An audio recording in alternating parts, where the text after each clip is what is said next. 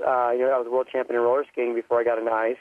I was talking with a guy named Mark Muse, who was a coach of two brothers that were, on top of the world for a number of years and were my teammates on the U.S. team for roller skating.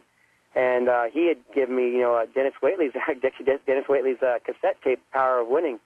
And I listened to that, and that, gave me some more ideas. And I remember a story about the Vietnam veteran who played, 18 holes of the golf course in his mind.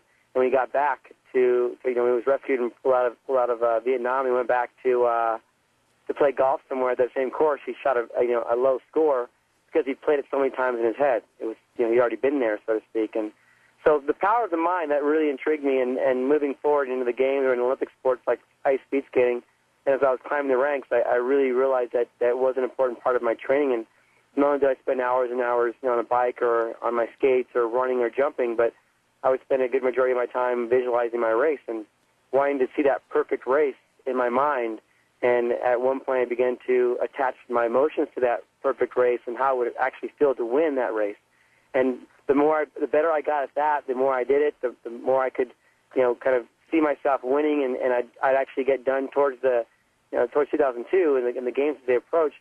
I would, sit down on my bed at night before I went to bed, or in the morning when I got up, and I would go over this race, and I would open my eyes and I'd have tears in my eyes because I felt like I had just won the Olympic gold medal, and I saw my name on the top of the scoreboard. And it wasn't so much about the time that I set in my thoughts and in my imagery, my rehearsal.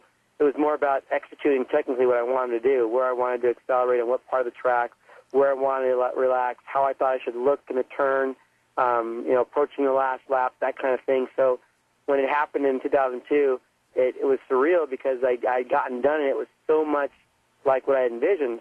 Hey, tell me a little bit about that. It's like, wow, am I going to wake up, or is this really it? I think you've heard that before from other athletes, but the pain was real in my legs, that's for sure. But I would actually try to imagine the pain as well when I visualize my races. But the feeling I had when I came across the line and set the world record, and then a few periods later found out that I had won the gold was just an amazing feeling, and a lot of that was what I had practiced for years.